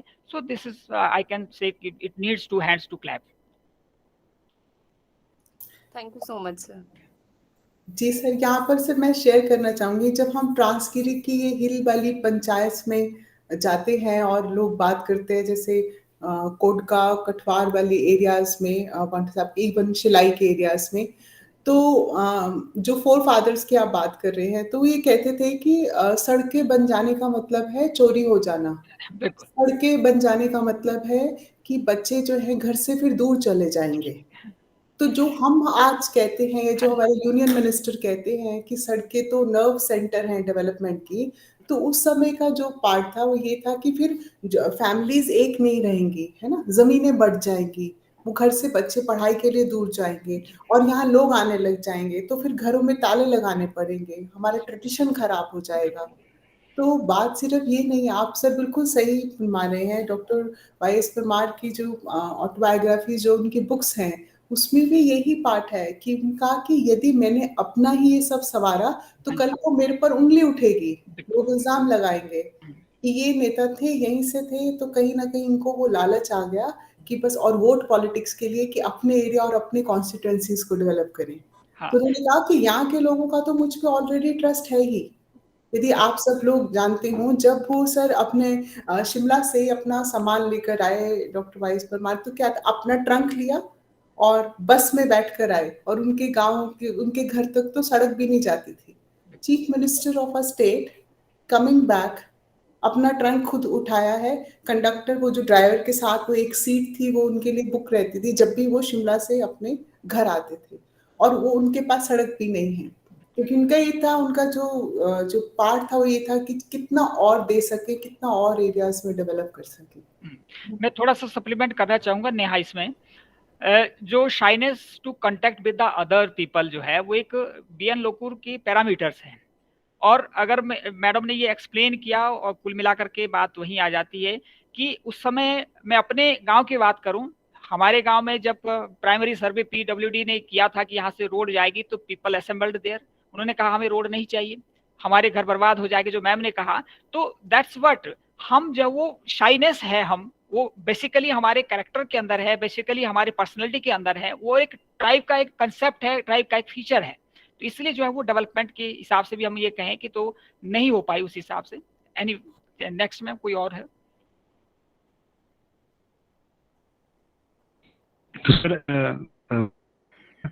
मेरा ये, अगर मान लीजिए कल को ऐसे स्टेटस मिल जाता है, आप कह कि ऐसे शायद ये अजय, आपकी वॉइस क्वालिटी ना इस समय काफी ब्रेक हो रही है। या तो आप फिर से कोशिश कीजिए अपना सवाल पूछने की, नहीं तो आप अपना क्वेश्चन प्लीज चैट बॉक्स में लिखिए। आपके एंड पे वॉइस का इतनी क्रैक हो रही है कि हमें आपका क्वेश्चन कॉम्प्रिहेंड नहीं कर पा रहे हैं। Meanwhile, Ajay, you will be writing your question. हाँ जी, Atul, you have raised your hand. Kindly ask your question, Atul. Yes sir. हाँ जी। सर मैं जानना चाहूँगा थोड़ा कि जैसे कि डिस्टिंक्ट कल्चर है, जैसे किन्नौर के बारे में जानते हैं कि उनके फेस्टिवल होते हैं लोसर वगैरह, तो आप थोड़ा हाटी कम्युनिटी के कल्चर के बारे में बताएंगे तो हम। हाँ बिल्कुल, ये तो मेरा विषय है, हिस्ट्री का टॉपिक भी रहा है। मैंने इसके ऊपर खुद भी रिसर्च की है, एक बुक शीघ्र ही इसके ऊपर हम पब्लिश भी कर रहे हैं। हाटी का जो कल्चर है, जिसमें फर्स्ट कॉपी आप हमारे लिए रिजर्व करिए। Thank you ma'am, thank you, thank you ma'am. इसमें अतुल जी, ये जो एक बुक ऑलरेडी इसमें लिखी है, हाटी समुदाय, हिमाचल गिरिपार का हाटी समुदाय, पवन बख्शी द्वारा जब वो बुक लिखी गई है। अब तो बहुत सारी बुक्स जो है वो हाटी समुदाय पे आई हैं। यहाँ जो डिस्टिंक्ट कल्चर की बात अतुल ने की है, अतुल, हमारे यहाँ अलग अलग फेस्टिवल्स हैं और हर महीने कोई ना कोई फेस्टिवल चलता है। और एक चीज़ मैं आपको कहूँ कि वो हमारे जो फेस्टिवल्स है वो मेन स्ट्रीम के जो फेस्टिवल्स है उनसे डिफरेंट है, अलग है। हमारे यहाँ माघी में बकरा काटा जाता है, हमारे यहाँ बिशु का त्यौहार होता है, हरियाली का त्यौहार होता है, हमारे यहाँ बूढ़ी दिवाली होती है। अब आपको सुनने में ऐसा लगेगा कि दिवाली भी कभी बूढ़ी होती है क्या? बूढ़ी दिवाली का मतलब है कि जो जनरली ऑल ओवर इंडिया में दिवाली मनाई जाती है, ठीक 1 महीने पश्चात जब वो ट्रांसगिरी में दिवाली मनाई जाती है, पारंपरिक मशाल के साथ, और 5-6-4 दिनों तक जो कंटिन्यूसली नाचना गाना खाना पीना चला रहता है। मूड़ा बनता है, शाकोली बनती है, डिफरेंट डिशेस हैं, सिडकू है, अस्कोली है, हमारे यहाँ जो है वो विभिन्न खुबड़ू बनाए जाते हैं। हमारे यहाँ पहनावा आपकी जो उसकी बिडोली जो है, ये Sudhanshu has just written. Yes, हमारे यहाँ जो पहनावा है, लोहिया है, या फिर धाटू है, या फिर जो घाघरा है, इस प्रकार का जो कॉस्ट्यूम्स है, हासुली है, आपको बहुत सारी चीज़ें जो है वो यहाँ पे मेंशन करना चाहूँगा। यहाँ पर जो हम मेन स्ट्रीम का जो हम ये कहें कि जो राजपूत है या ब्राह्मण है या हम नेशनल लेवल के जो फेस्टिवल्स है उसको हट करके हमारे फेस्टिवल्स रहते हैं, इसलिए हमारा डिस्टिंक्ट कल्चर है। यहाँ फोक ट्रेडिशन बहुत रिच है, बहुत सारे फोक सॉन्ग्स जो है बहुत लोकप्रिय हैं जिसमें कि लोग एंजॉय करते हैं। वीर गाथाएं हारुल जिसको कहते हैं वो हमारे कल्चर का एक बहुत महत्वपूर्ण भाग हैं, जिसमें कि वीर गाथाएं को गाया गया है। प्रेम रस भी हैं, प्रेम गाथाएं भी गाई जाती है, गांगी है, झुरी है, so many things is there. हमारा जो रिलीजन की अगर हम बात करें वो भी डिफरेंट है। हम जो है वो मेन जो शैविज्म है या वैष्णविज्म है या हिंदुइज्म की जो मेन कल्ट है उसको नहीं मानते हैं। हमारे यहाँ शिरगुल है, महासू है, हर गांव का अलग जो है वो कुल देवता है, हर परिवार की अलग जो है अपनी आस्था है। यहाँ पर साठी पाशी, साठठ पाशी जिसको कहते हैं वो कल्चर है, खूंद कल्चर यहाँ पर है, आल कल्चर यहाँ पर है, दाईचारा कल्चर यहाँ पर है। यहाँ पर जो न्याय पंचायत विलेज लेवल पर अपना अलग है। अभी भी मैं कहूँ कि हमारे यहाँ रीजन से जो है वो लिटिगेशन के मामले बहुत कम पहुंचते हैं अदालतों में, क्योंकि आपसी बैठ करके जो सस्ता खुमड़ी न्याय जिसको कहते हैं वो न्याय अभी भी यहाँ पर मान्य है। तो बहुत सारा ऐसा डिस्टिंक्ट कल्चर है। बट जब प्रॉपर्टी का बंटवारा होता है तो कंछोंग जेठोंग बड़े भाई को अलग से शेयर दिया जाता है, जिसे जो है जेठोंग कहा जाता है। छोटे भाई को अलग शेयर दिया जाता है जिसे जो वो कंछोंग कहते हैं। इसके अतिरिक्त जो पिता है जो जीवित है अगर वो चाहे तो उसको अलग से शेयर दिया जाता है जिसे जीवंतु कहते हैं। वो अलग अलग पार्ट इसमें दिए जाते हैं। हमारे यहाँ शादी की अगर बात करें तो लड़कियों की ओर से बारात जाती है, लड़कों की ओर से नहीं, लड़कियों की ओर से बारात जाती है जब लड़की ब्याह करके। अब तो मैं ये कहूंगा कि आज के संदर्भ में तो जो मॉडर्नाइजेशन हो रहा है उसका प्रभाव स्वाभाविक हर एरिया में है, लेकिन इससे पहले जब विवाह होता था तो लड़का कभी भी दुल्हन के घर नहीं जाता था। लड़के के लड़के के पिता जाते थे, 2-3 गांव के लोग जाते थे और लड़की अपने साथ पूरी बारात गांव की लेकर के उसके घर आती थी। और दहेज के नाम पर कुछ भी जो है वो नहीं दिया जाता था, कोई भी चीजें नहीं दी जाती थी। तो ये कल्चर हमारे जो है रिच कल्चर का भाग रहा है। तो इसलिए इस शादी में भी हम ये कहें कि कोई ऑब्लिगेशंस नहीं था कि बहुत सारा पैसा खर्च करना है। छोटे उसमें जब वो पंडित को अगर आप कहें कि गुड़ दुल्हर दुल्हन को गुड़ खिला करके जो है वो विवाह की रस्म भी पूरी की जाती थी। तो ये इस प्रकार के कल्चर के भाग हमारे रहे। Thank you sir.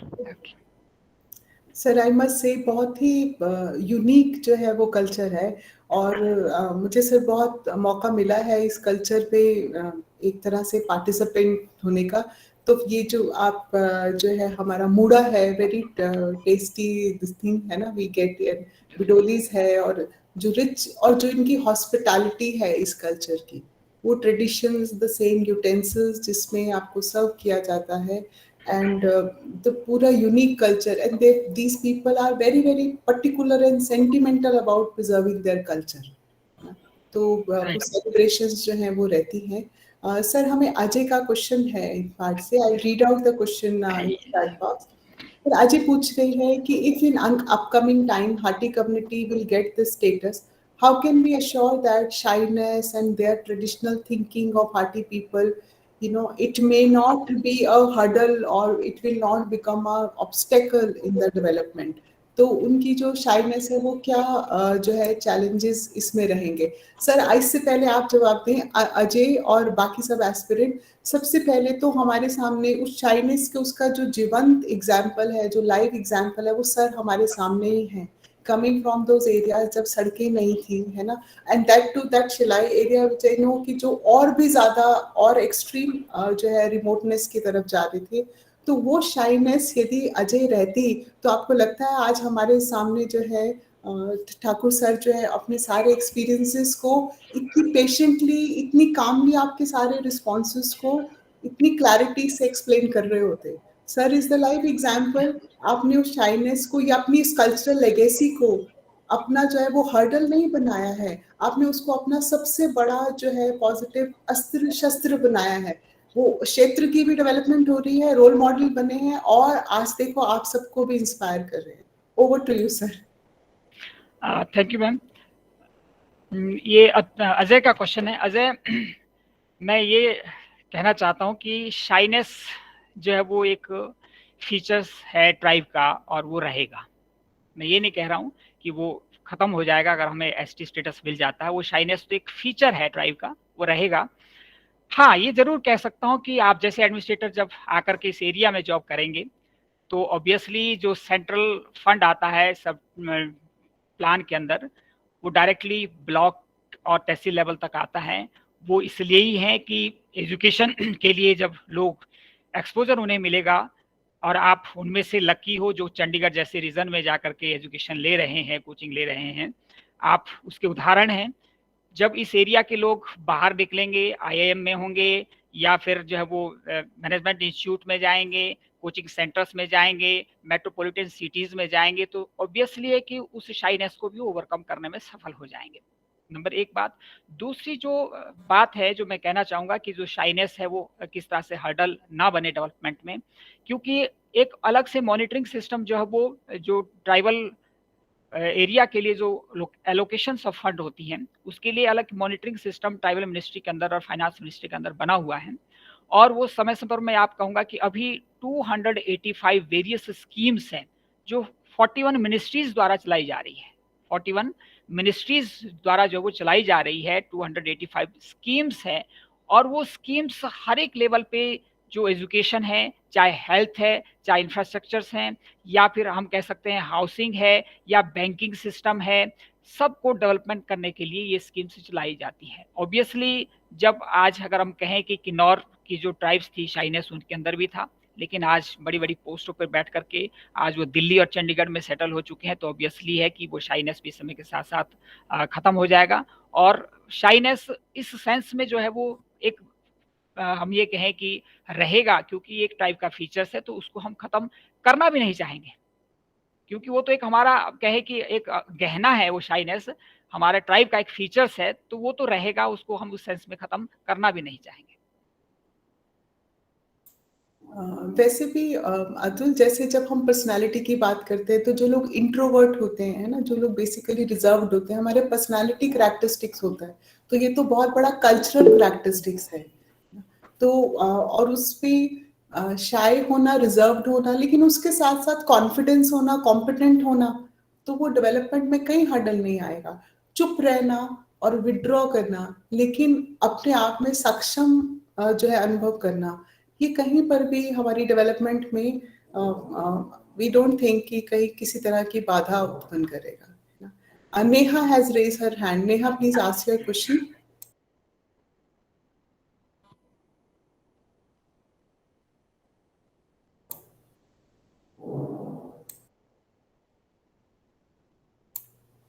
No ma'am, ये बाई चांस। अच्छा, that's perfectly fine.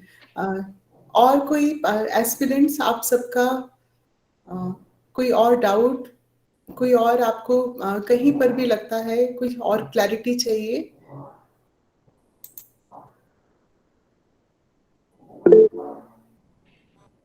Shalini, you have raise your hand.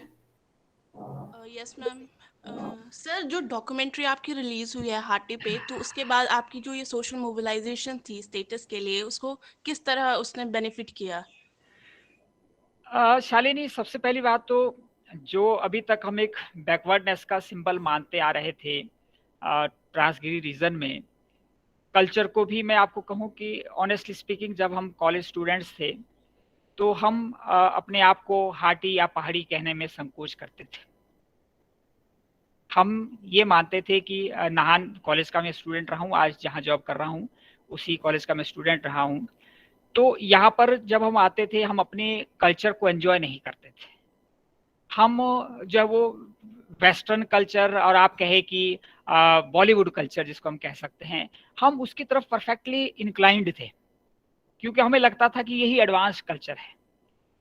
लेकिन जब जैसे हाटी वी एग्जिस्ट जो फिल्म है उसको नेशनल इंटरनेशनल लेवल पर जो है वो रिकॉग्निशन मिली, और इसके अतिरिक्त मैं ये भी कोट करना चाहूँगा, जो जी न्यूज़ है, बीबीसी है, या न्यूयॉर्क से बहुत सारे ऐसे प्रोग्राम्स जब स्पॉन्सर्स किए गए जिसमें कि इस कल्चर को अप्रिशिएट किया गया। और इस फिल्म ने जो सबसे बड़ा रोल यूथ के लिए किया वो ये किया कि हमारी जो कल्चर है उसको जो रिकॉग्निशन मिली, आज यूथ जो प्राउड फील करता है टू बी कॉल हाटी।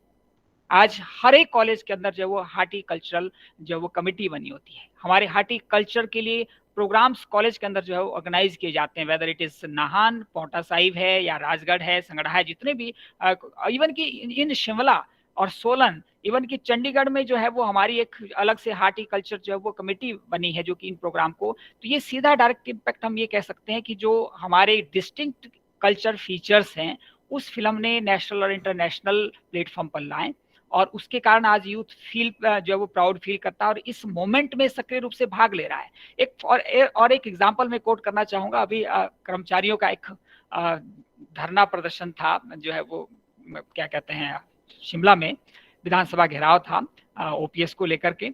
उसमें सबसे ज्यादा जो वायरल ग्रुप अगर स्लोगन्स का हुआ है तो वो ग्रुप हुआ है जिसने कि अपने कल्चर में, ट्रांसगिरी रीजन के कल्चर में स्लोगन शाउटिंग की है। आप देखिए मिलियंस ऑफ व्यूज उनको मिल रहे हैं। उसका कारण यही है कि उन्होंने उस चीज को जो है वो हाईलाइट किया, अपने कल्चर में वो प्राउड फील करते हैं, और उन्होंने उसमें नारेबाजी करके जो है वो सरकार को अपना संदेश देना चाहा सभ्य भाषा में। तो वो आज, अदरवाइज इससे पहले पहाड़ी अगर दो लोग खड़े हैं और वो नॉन ट्रांसगिरी एरिया के लोग हैं तो उनके सामने पहाड़ी बोलने में हम संकोच महसूस करते थे, आज नहीं महसूस करते हैं, क्योंकि आज उस कल्चर को आइडेंटिटी मिली है। और अगर एसटी स्टेटस हमें मिल जाता है तो कॉन्स्टिट्यूशनली रिकॉग्नाइज्ड आइडेंटिटी हमें मिल जाएगी और अपने कल्चर को हम, जो कि रिच कल्चरल हेरिटेज है, उसको हम संरक्षित कर पाएंगे। Thank you sir. शालिनी, यहाँ पर सर ने हमारे साथ शेयर किया था कि जो हार्टी वी एग्जिस्ट आपकी डॉक्यूमेंट्री है सर, जो अभी रिसेंटली शिमला में इंटरनेशनल फिल्म फेस्टिवल में उसको अवार्ड मिला है। अब तक 6 डिफरेंट कैटेगरीज में 6 अवार्ड्स जो है इस पर्टिकुलर डॉक्यूमेंट्री को मिले हैं। नेशनल इंटरनेशनल प्लेटफॉर्म्स पर जो है more than 20 times it has been recognised.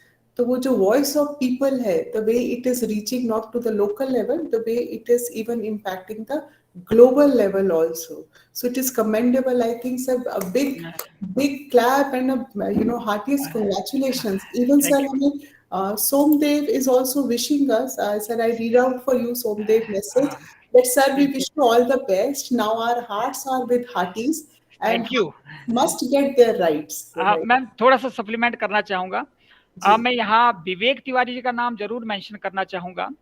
Vivek Tiwari Bombay में जो है वो को डायरेक्टर हैं और बहुत सारी, अमिताभ बच्चन के साथ भी बहुत सारी फिल्म्स जो है वो कर चुके हैं, प्रोड्यूसर भी है। उनके प्रयासों से ही ये सफल हो पाया था और एक आइडिया बेसिकली मैंने ही जनरेट किया था स्क्रिप्ट लिखने में, और जब वो शिलाई, मैं तब शिलाई पोस्टेड था, वहाँ आकर के हमने इसमें 2 जो डिफरेंट मैरिज है, एक मैरिज एक ही जगह से जो जौसार बाबर जा रही है, वहां से बारात आई है, और दूसरी मैरिज सेम प्लेस से जो है वो रीजन में ही जा रही है। उनमें दोनों में क्या सिमिलरिटीज है उसको हमने बहुत अच्छी तरह से कोशिश की है, और अभी हमने इसको पब्लिकली नहीं जारी किया क्योंकि अभी इसकी जर्नी जारी है नेशनल इंटरनेशनल लेवल पर। अगर हम इसको डिस्क्लोज नहीं अभी दिखा रहे हैं, सिलेक्टेड लोगों को हमने जरूर इसको दिखाया है। जैसे ही इसको हम पब्लिक डोमेन में लाएंगे तो आपके साथ भी जरूर इसको शेयर करेंगे, साझा करेंगे। So thank you. सर, हमें इंतजार रहेगा ना कि इस डॉक्यूमेंट्री के पब्लिकली रिलीज होने का, बट आई थिंक अब हम सबको और ज्यादा बेसब्री से इंतजार रहेगा उस पल और उस क्षण का जब इस पर्टिकुलर कम्युनिटी और जो आपका ये जो पूरी जो जर्नी है ये अपने शिखर तक जो है पहुंचेगी, और जो उसकी ड्यू रिकॉग्निशन जो कि लॉन्ग टाइम पेंडिंग है उसको वो रिकॉग्निशन मिलेगी। सो बच्चों, कोई और आपका डाउट? सर, आई थिंक हमें यहाँ पर even Guman Verma sir has also joined us. Sir, on the behalf of the institute, I welcome you all students का, और सर की भी जो है कमिटमेंट है। सो एस्पिरेंट्स पहले जो है इवन मैंने सर को ही रिक्वेस्ट किया था, गुमान सर रिकमेंडेड कि नहीं, ठाकुर सर जो हैं वो ज्यादा जो है आपके स्टूडेंट्स को जो है इस इशू पर जो है वो प्रकाश डाल पाएंगे। Aspirants, any other doubt, any other feedback, your experience you would like to share, your vote of thanks before I formally conclude this session? Ma'am Verma ji को मेरी ओर से भी मैम थैंक्स कन्वे करना चाहूँगा। वर्मा जी, आपकी रिकमेंडेशन से ही मुझे ये अपॉर्चुनिटी मिली यंग पीपल के साथ जब वो अपने एक्सपीरियंस शेयर करने की और हमारी हाटी मोमेंट की जो रियल पिक्चर्स है उसको शेयर करने की। तो once again I would like to convey my thanks to you also. Sir मैं आपके साथ शेयर करना चाहूंगी, हमारे स्टूडेंट्स जो हैं वो आपको थैंक यू विश कर रहे हैं. So Tamanna is writing, thank you so much sir for this brilliant session because your knowledge is so vast and they are wishing you good luck. So all of the aspirants are sharing. They found it very inspirational, very very informative, and of course very grateful session. So ये तो I would say हाँ, सबके sir अब hearty community ने सबका दिल जीत लिया है. थैंक यू एंड मेरी ओर से सबका बहुत बहुत thanks, a lot of affection, lot of blessings. आप जल्दी ही, और एक चीज कहना चाहूंगा कि मैडम निधि के नेतृत्व में your future is very very safe. Thank you, sir. Thank you for that much of trust and faith. So formally, sir, मेरे पास sir, honestly tell you, मेरे पास शब्द नहीं है, क्योंकि मुझे तो ऐसा लग रहा था कि ये सेशन खत्म नहीं होना चाहिए. हम आपसे जो है और जानकारी और सुनते रहें. और सर ये जो इन्फॉर्मेशन है ये सिर्फ उनको एकेडमिक जर्नी में हेल्प नहीं करेगी, जितना सिस्टमैटिकली आपने स्ट्रक्चर करके ओरिजिन से लेकर कि उनको हार्टी कम्युनिटी क्यों कहते हैं, और इतना लेटेस्ट इतने कम टाइम में जो कैप्सूल फॉर्म में आपने स्टूडेंट्स के साथ शेयर किया है, जो लेटेस्ट अपडेट्स दिए हैं, ये इनको इनके करिकुलम एकेडमिक में तो हेल्प करेंगे ही, बट सर वो जो इनको जो टच करेगा कि Himachal they should be feeling so proud Himachal state का ही पार्ट होते हुए. यहाँ इनकी स्टेट में अभी भी ऐसे एरियाज हैं, कम्युनिटीज हैं जिन्होंने अपने कल्चर को, जिन्होंने अपनी उस कल्चरल लेगेसी को अभी तक जो है वो कायम रखा हुआ है. सो ये अपने आप में ही बहुत बड़ा जो है वो एग्जाम्पल है. सो yes sir, Tamannaah is saying कि yes we will wait for another session. जब status assign हो जाएगा तो we'll not just have a session, Tamanna. I think we will we'll take you to that Transgiri area and we will celebrate it. We will have a celebration session for that. Sure ma'am. अगर मेरा बीच में कभी चंडीगढ़ आना हुआ in the meantime, then I will let you know. और मैं बच्चों के साथ फिजिकली इंटरेक्ट करने में भी कोई संकोच नहीं करता हूँ. वो एक बहुत ही वैल्यूएबल इसलिए होता है क्योंकि ऑनलाइन में कुछ अपनी कंस्ट्रेंट होती है, तो इसलिए जब भी कभी अवसर लगा तो मैं जरूर आपको इंटीमेट करूंगा. Most welcome sir. I shall be waiting for you. बच्चे तो सबको ही प्यारे होते हैं सर, बट हमारे जो बच्चे हैं ना वो बहुत स्पेशल है. They are so motivated, they are so dedicated, बहुत हार्ड वर्किंग है. और मेरी सबसे दिली तमन्ना है ये तो अपनी फर्स्ट पोस्टिंग ही लें, शिलाई में जाएं, ट्रांसफर एरिया में जाएं, वीडियो बने, तहसीलदार बने, एसडीएम बने, संभालें उन कमांड्स को. ये लोग डिजर्व करते हैं सर, बिकॉज ये बहुत मेहनत करते हैं. बिल्कुल ऑब्वियसली. मैंने शुरू में कहा मैम कि तपस्वी है आप लोग, तपस्या कर रहे हैं, तो ऑब्वियसली कि गॉड विल ब्लेस यू और आप अपने ग्रेट सक्सेस के साथ जब वो निकलें, we all will welcome you in the field. So once again I would like to convey my sincere thanks to madam Nidhi, जिस हिसाब से आपने ना केवल स्टेज कंडक्ट में एक समा बांध के रखा, बल्कि हमारे बच्चों का जो फ्यूचर है वो आप बिल्कुल सेव कर रहे हैं, सेव कर रहे हैं, प्रॉपर उन्हें मोटिवेट कर रहे हैं. ये एक बहुत बड़ी बात है कि लेटेस्ट अपडेट के साथ आप नए नए लोगों को जोड़ते हैं, तो यही एक एक्सपोजर का माध्यम होता है जो कि स्टूडेंट्स को मिलता है. तो डियर स्टूडेंट्स, मुझे लगता है कि आप एक सेफेस्ट हैंड में हैं. आप अपनी जर्नी को एंजॉय करें, अपने रीडिंग को, अपने स्टडी को, अपने जो टीचिंग है आपको मिलती हैं उसको एंजॉय करें, और शीघ्र ही आप एक अच्छे ऑफिसर्स बन करके फील्ड में आए. इन्हीं शब्दों के साथ मैं आपका धन्यवाद करना चाहूँगा एक बार सभी का. Thank you so much sir. Thank you so much sir. Thank you. Thank you, sir. So Thank you, sir. The relevant documentaries, the relevant reference material that we shared with you Monday, because abhi you enjoy your Sunday now, right? And we will share all the details with you. Thank you, ma'am. Thank you, ma'am. Thank you, sir.